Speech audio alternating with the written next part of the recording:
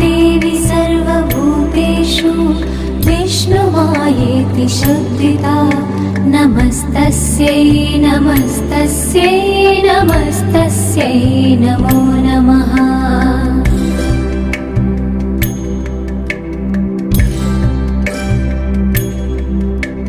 या देवी सर्वभूतेषु चेतनेत्यभिधीयते नमस्तस्यै नमस्तस्यै नमस्तस्यै नमो नमः।